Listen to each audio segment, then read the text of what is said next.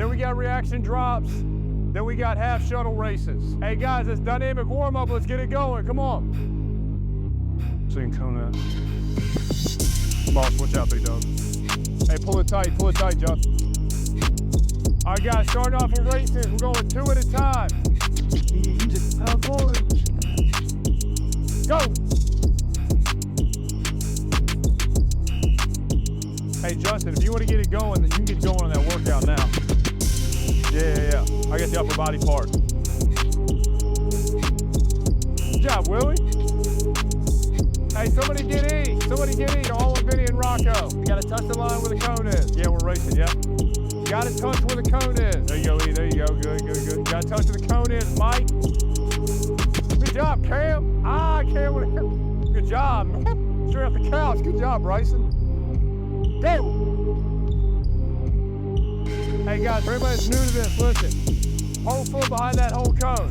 I'm dropping the ball, right? You cannot go until it, today we're doing it different. When it leaves my hand, you gotta go, okay? So we're not waiting for it to touch the ground. When it leaves my hand, you're going. You can't let it bounce a second time, okay? One after another, keep it cranking. That's it.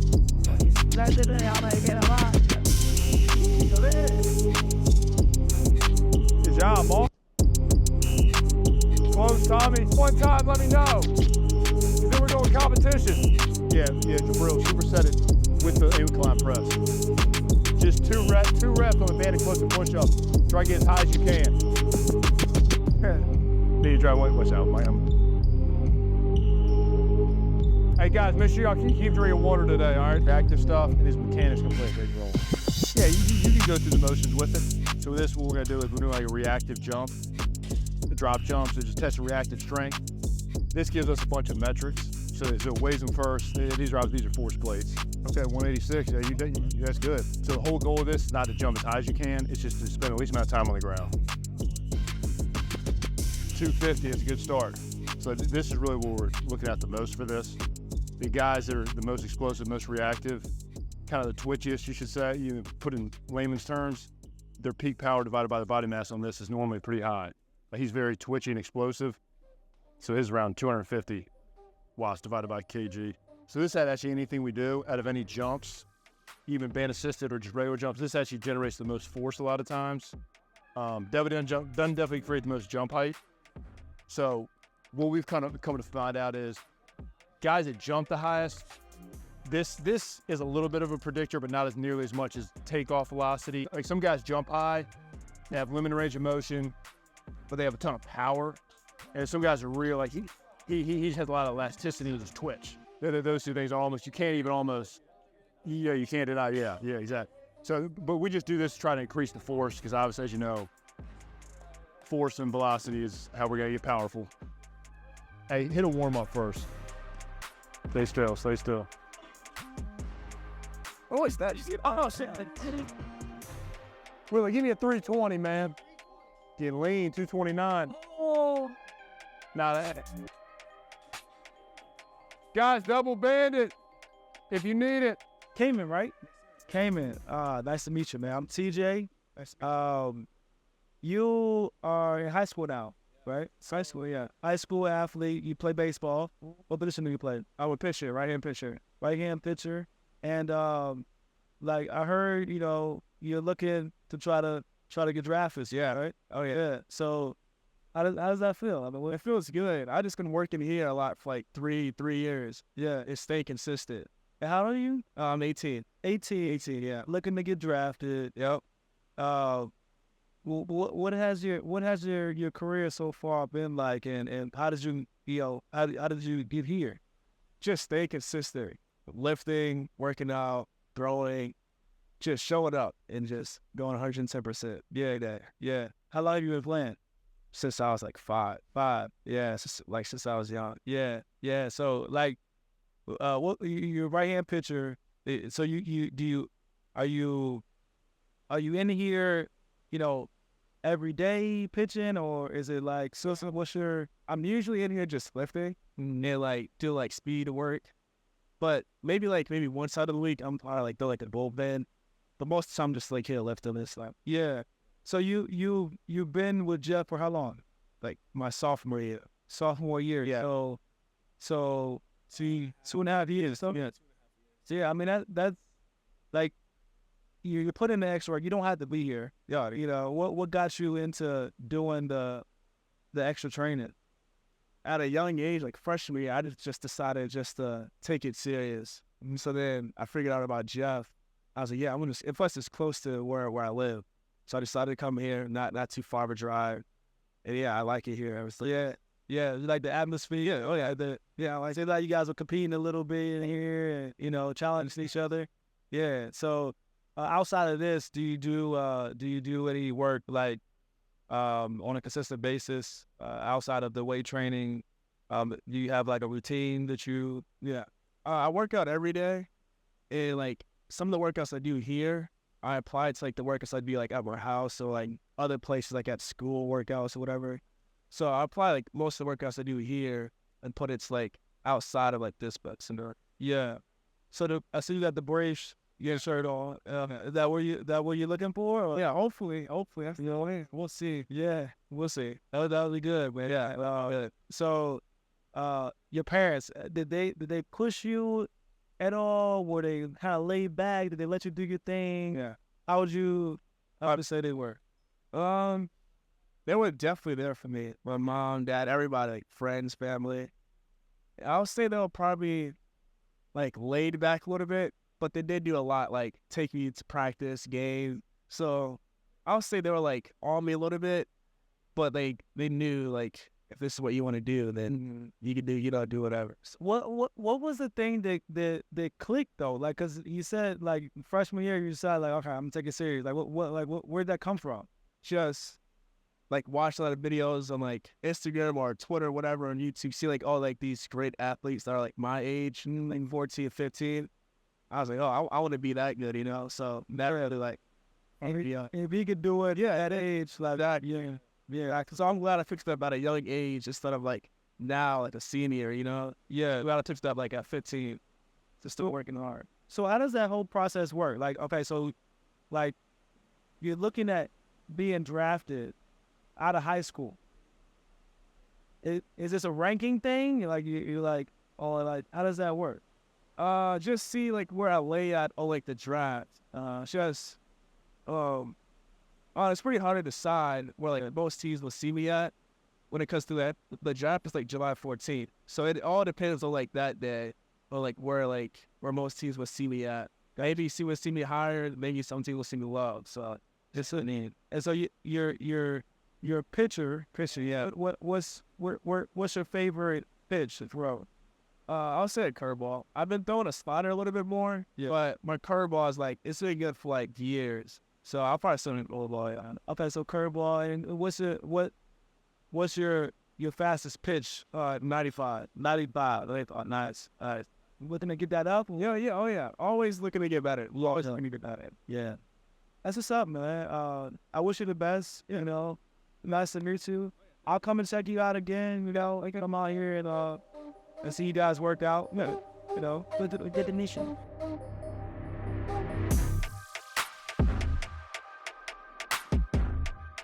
I'm here with Jeff. Jeff and his 804 Performance Sports, right? 804 Sports Performance. Sports Performance. And I just sat through a workout with you guys. Amazing like workout. Really cool to see how you guys work out and the science behind what you do, why you do it. Just picking your brain about that. I mean, really cool. And you got a good group of kids here. Yeah, sure. Amazing group of kids. I would love to know how you guys started into training and like what like sparked your interest in training. For sure. I would say as most guys being a trainer, as far as trained athletes, you were a failed athlete. Yeah. That's 99% of us. You were some type of failed athlete. So I was not like my younger brother, which he had some natural fast twitch to him. I was not like that. I was big, I'm 6'4", 220, but I just didn't move like that. I had to work to be, even to run a 4.9, which I ran one last year, 30 years old. Nice. This is what I'm doing for fun now, right? Is just even for me, that for me is like that's cutting 4/10 off a 40 for me. I was never a fast twitch guy. I was never naturally explosive. I always had arm strength. I'm your prototypical pitcher quarterback. Well, okay. So I was a quarterback and pitcher growing up all the way through high school. I got drafted out of high school by the Orioles late. I was a late round scrub. Nice. But I got drafted out of high school as a pitcher and then got hurt literally a week and a half later. So I was one of those guys. I was willing to sign for anything. So whether it's 50 grand, 25 grand, 100 grand, I was going to sign. I was going to go play. I got hurt a week and a half later. It actually stemmed from a football hit I took, and then by my senior year at the end, it just kind of blew on me. Like it just kind of was building up, and then finally kind of gave out. But for 4 years, I was just in back pain. I tried a bunch of comebacks, tried to go to college, tried to pitch. I just could never get healthy. Hey.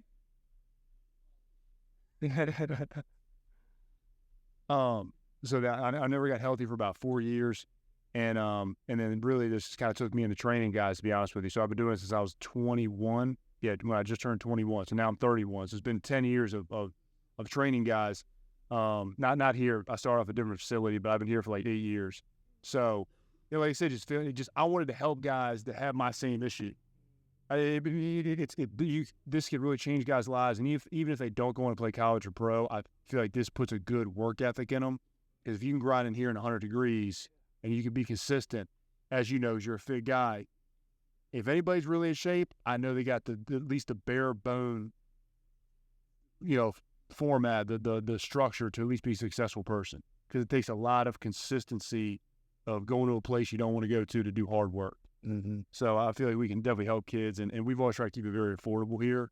I mean, other places charge 10 times more than we do sometimes, 5 times more than we do. I like, because my family, just my dad worked, 3 boys. We could have never afforded how much these other places are costing, just across the country as well. So that's why I've always tried to keep it affordable. So if anybody wants to work, we can make it work. And that leads to the consistency, being able to afford it over a period of time. You can be more consistent. Correct. So you can come more days a week. Because because it's like, let's call it, sometimes they got tournaments, they got games, they might miss 2 weeks. But at least if the money's lower, they're more likely to come than if you're paying $500 a month. Yep. You're gonna probably pull if you miss 3 weeks of a month, you're gonna feel sick to your stomach that you spent $300 and you got 3 workouts. Yeah. So we like to keep it affordable.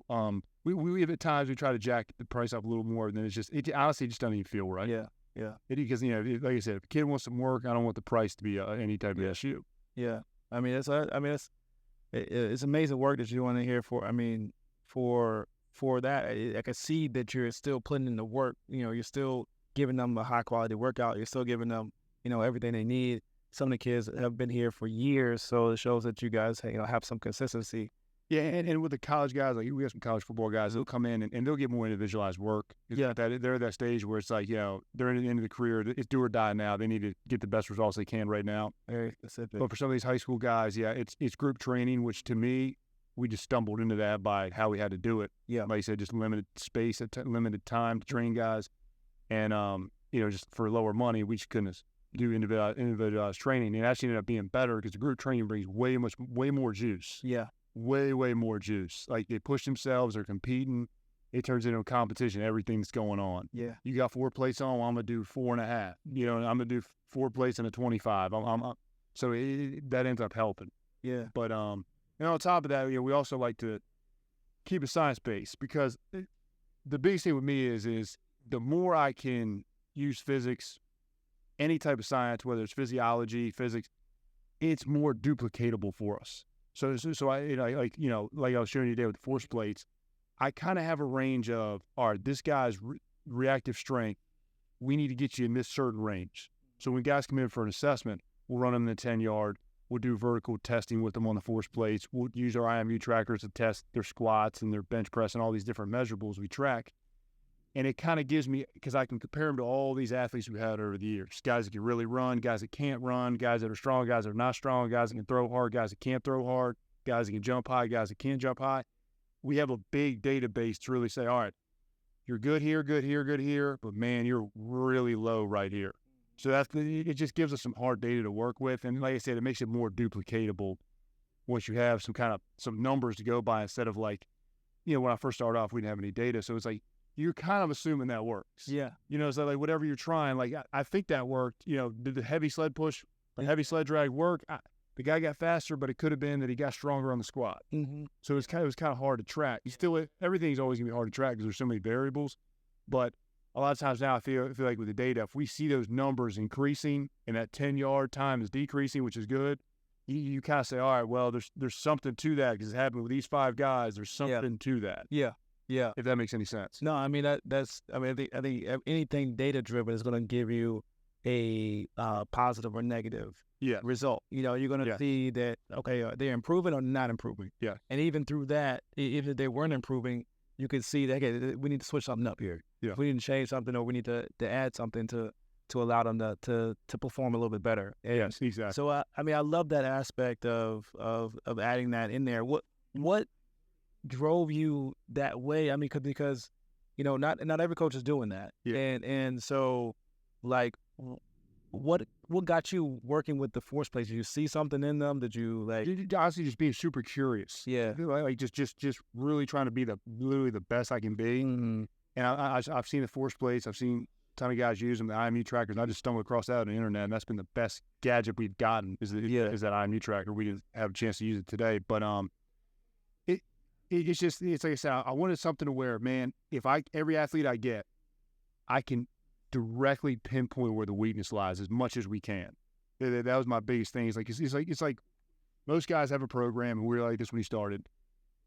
Your certain stuff really works for some population of the people, and it really doesn't work for some. Yeah. And I was kind of like, where's the missing link there? Yeah. If that makes any sense. Like some guys, man, we do heavy sled pushes and sled drags and get them really strong, and they're running faster. Yeah. Some guys would do that, and they wouldn't get any faster. Yeah. And I like, you know, but like with the regular measuring tools you had, you know, it was just kind of hard to really quantify, you know, why is this guy running? Why is this training? Why is this guy taking better this training than this guy? Yeah. And we still don't have all the answers, but yeah, we still don't have all the answers. But I feel like we do have more than we did. Way more with all the measuring we've done. And my fiance, her dad is a engineer, pretty much a physicist for the Navy. Wow. So he's also giving me a bunch of formulas when we do a sled push test or even a 10-yard sprint that we can track the mean force production, the mean horizontal force production. Yeah. When you're sprinting out of the blocks, as your track guy, you know, 0 to 5, 0 to 10 yards, 10 meters, however you want to gauge it, you're putting a lot more horizontal force into the ground, right? Yeah. So with the tools he gave me, with the formulas he's given me, I can plug in these guys' metrics after I time them. Yeah. To put in their body mass, all the stuff, and it spits me out. All right, this is the amount of force you're producing. You know, the guys that can really run, the 1.5s, 1.6s, and the 10-yard, they're right in this range. You're in this range. We need to increase that horizontal force production because some guys are very explosive vertically, but it doesn't translate to the 10-yard because they don't transition into horizontal force. Yeah. I mean, so you know, it's like once you get down the track, it's more vertical. Mm-hmm. But from out of the gates, sometimes they're not putting enough horizontal into the ground. Yeah. So it ends up they're not really maximizing the amount of power that they do produce. Yeah, and you know, that's one of the reasons why I was interested. I'm an engineer, you know, former mechanical engineer. So the equations, finding you know, the force that's being applied to a specific object, that's, you know, right up my alley. And you know, I see a lot of relation to what I did in track and field, the hill sprints that we're doing, all that stuff, and taking like the mechanical engineering mind and putting that towards sports. Yeah. I can see how you can, you know, find the little nuances that can help an athlete improve by just looking at the science behind how to make them better.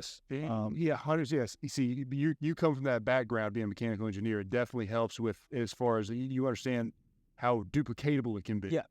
So without that, you're kind of shooting in the wind. It's like, you know, it's like, well, we'll do some speed sled drags today, and we'll see if this works. Yeah. But with this, it's, you know, we have a reason behind, and then you kind of almost predict things. Yeah. So it's like, all right, well, if our population runs 1.5 in the 10-yard, they're all doing this, this, and this when it comes to force production or rate of force production, and you're here, we know if we can get you to here, you're probably likely to run somewhere in the 1.5s. Yeah. It's not bulletproof, but it's like you're likely to run, you know, somewhere in the 1.5s. Nice. It's like Cayman, the kid we have, you know, he'll touch mid-90s with his fastball. He has a very extended front leg when he throws, which is great for throwers. Having very strong and extended front leg when they're releasing the ball. Well, he has the best reactive jump out of anybody. Yeah. So it's like, and most of the guys that throw the hardest do we have, whether it's 89, 90, 92, 95, they do normally kind of jump better on those plates when we do the reactive jump. Now, when you're pitching, that leg is having to accept force and then transfer it up into the chain, kind of like you do with the reactive jump. So does it work with everybody? No, there's a bunch of different ways to create velocity. Yeah. But that's just one little thing where, some guy might, he might be really, really inefficient with that, and that's something we can work on. Yeah, and so when you're talking about specific kids now, what have you seen over the years that, like, you're looking into a kid and you're like, okay, like, is it like just their attitude towards the training? Is it is there something like a key to getting them to be at peak performance? Yeah, like from the neck up, man. Yeah. No, there's no doubt about it. First of all, consistency. That's what I tell guys. Yeah. There's no, as you know, you were an athlete. No program will work without consistency. There's no way it'll work without consistency. And then I'll say the guys that are like, like, for instance, a guy like Kamen, he's very inquisitive. Like, he's not going to college to play school. That is not his thing, school. But when it comes to baseball and training, he soaks it all up. And that's kind of how I was too. So he's one of those guys where he's asking questions. Why does this work? Why are we doing this? Like, in a good way. Like, not in a trying to be a know-it-all, but just, he wants to learn. When those guys come in, yes, it's really easy because it's easier because I can explain it, so they'll buy in more. Does that make any sense? It's like, if you're not asking questions, I try to tell them while we're doing this, but it's just like, yeah, okay, all right, you're cool. And those guys can get better too. I'm not saying you got to be that inquisitive to be great, but the guys are more inquisitive. They kind of can start, they're asking why, so now it gives a little more incentive to do this. Nobody wants a split squat 315. That's not fun, right? But it's like, if you know why exactly we're doing it, it makes that 315 feel a lot lighter. Yeah. And so the same way, that makes them a good athlete, I think that also makes you a good coach, because you're questioning why we're doing this workout. Why, how can we make this workout better? And and to cut you off there. Not to cut you off, but pretty much everything I do, if you or anybody else asks me why are we doing this, I like to have an answer for why are we doing this. Every single exercise we do is never like, we're just gonna do 60 bicep curls for the heck of it. Everything you ask me, I like to have a reason of this is exactly why we're doing this, to enhance their performance. Yeah, and we talked a little bit about our background in history and sports, and where we came from. What differences do you see from, like, when we were growing up to now? I mean, I know I didn't have a trainer like this. Yeah, neither did I. So yeah, like, what do you see? Hey, Yamal, can you come shut that door real quick? Yeah, thank you. You may start that over? No, we can. Hey, look, man. Or can I go just? Yeah. Yeah. It's a massive difference. Oh, wait, he's done. Yeah, close it all the way, please.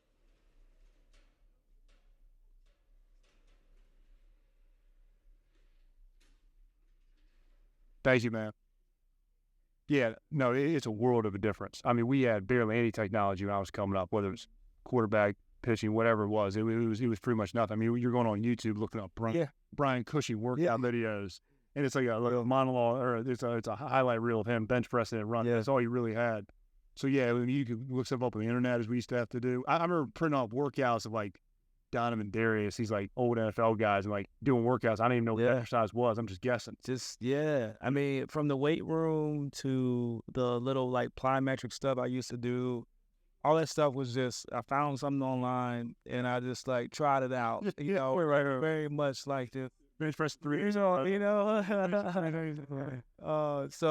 I think now, now the kids have so much, going for them. And there's a lot of information that's free available online too. That, I mean, even when I'm working, work out with my kid. I got 3 boys. Oh, you hit the jackpot. Yeah, jackpot. Yeah. And so my oldest is he's a great swimmer, and I'm watching him in the ward. I'm just looking for the little nuances that he can pull water faster, pull more water. Well, your mechanical brain has got to be right.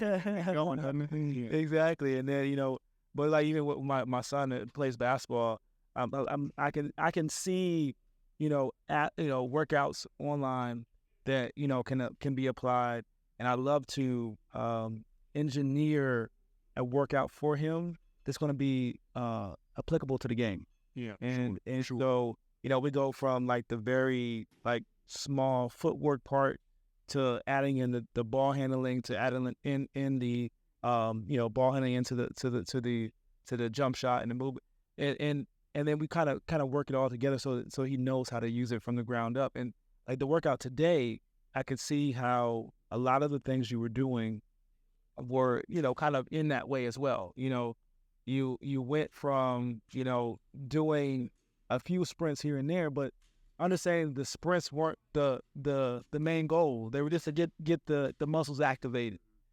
So when you're developing workouts, like how have you developed that skill to be able to develop workouts? Because I feel like it's something that takes a little bit of time. Yeah, for sure. Like I said, research and just, there's also a lot of strength coaches on the internet or just guys I've been around that I'd take from for sure. But we always start off with the explosive stuff first. Sprints, jumps, hops. Normally that stuff is front loaded in the workout. Anything we're doing with high velocity, I want it to be more towards the front. Some days you got to mix it up just because how the workout's going to flow. But most of the time it's up front. So I want the least amount of fatigue possible. I want to, we're working on velocity, whether sprinting, jumping, whatever it is. I want the highest rate of velocity we can produce before I don't want them to hit 4 sets of 3 on heavy squats. Then we're trying to run. So I want it to be fresh, no fatigue, as little fatigue as possible. That's why I was telling him earlier, like we only do 2 to 3 sprints at most. Max effort, 2 to 3. They rest in between. Next one, they run one hard. Next one, they run it hard again. Maybe we do 3 at the most. But once you get past 4, 5, and 6, it's just your times are lower, and so then you're really just training your body to move slower. So it's I was trained where you're puking in the trash can, you're running 10, 20-yard dashes. Like that was like a real workout, right? Yeah. You're doing power key, front squat, press till you puke. Yeah. And you're doing the stuff. Yeah, that's great. If you want to join the Marines, yes, you have great endurance. Mm-hmm. But when it comes to being an explosive, twitchy athlete, less is more a lot of times when it comes to the volume. And we do a lot of volume at the end. Yeah. Because I like hypertrophy work, getting the muscle bigger. And we go through phases where we do it. But for the most part, it's a lot of heavy lift, sit down for 4 to 5 minutes. And come back, heavy lift, sit down 4 to 5 minutes. And I like what you said about like most of the time, because, earlier you spoke about, well, first of all, I think a lot of our coaches back in the day, they were probably military or something like that. And they were. And so, but if you go back to like what you said earlier, there are some workouts that, kids can do and it makes them perform better or they get faster. Yeah. But then some kids that doesn't work. No, it's the most confusing puzzle. Yeah, that's why to this day it still happens. Yeah, I like to say with the metrics that we have, it definitely cuts down on that. Yeah, it cuts down the why. Yeah. Now sometimes it might be hard to increase it, whatever they're deficient in.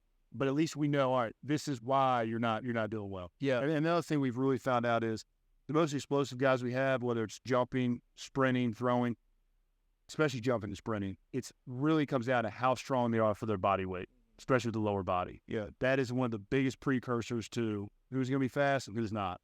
How much you could, we did a study on this, how much our guys split squatted compared to the 10-yard. The guys, we averaged it together in groups. The fastest group obviously split squatted the most in relation to their body weights. So some guy's 300 pounds, split squat in the house, but he's 300 pounds. Yeah. So compared to a guy's doing the same weight at 210, that guy at 210's got to run way better. So the relative strength out of anything out of this interview, if anybody took pace from it, relative strength plays the biggest role in an athlete being extremely explosive. And it comes out because you're a physics guy. If we want to increase acceleration, which if you're jumping or sprinting, you're accelerating from 0. You want to increase the force and decrease or keep the mass the same. So the strength is essentially the force, obviously. Yeah. So the higher level of force we can produce, if we keep that mass, the body mass around the same, even if it goes up a little bit, the higher we can increase this divided by the body mass, the higher the acceleration is going to be. So it's like some guys, they generate a lot of force, but that mass is really high. Exactly. So that acceleration is really not that high. Yeah. And I talk about this all the time. When I'm in the gym, I'm lifting with my father-in-law who, he's 240. Yeah. And, I'm putting up, 315, squatting, and then we go to 405, and I'm like, hey, like this feels way more heavier to me than it does to you. Yeah, you got 60 pounds. So like that me being able to put that up is more power. Now I would imagine you probably run a lot faster than him. Yeah, exactly. Yeah, exactly. So that's why we get guys committed here like that are under 60 pounds. It's like, yeah, they're not moving much weight compared to the big D lineman or something, but in relation to their body weight, they're smoking. Yep. And I've seen bigger guys as well not be able to put up as much weight in.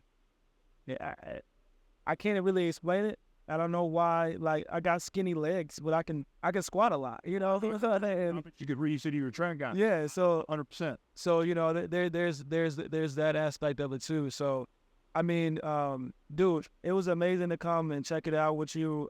See what you guys do here. I would love to come back and hang out with you guys another time. You're always welcome. I really appreciate you coming. Yeah, this is so fun. Yeah, and I appreciate your time. Yeah, man. It was great, man. I'll make sure we stay in touch, man, and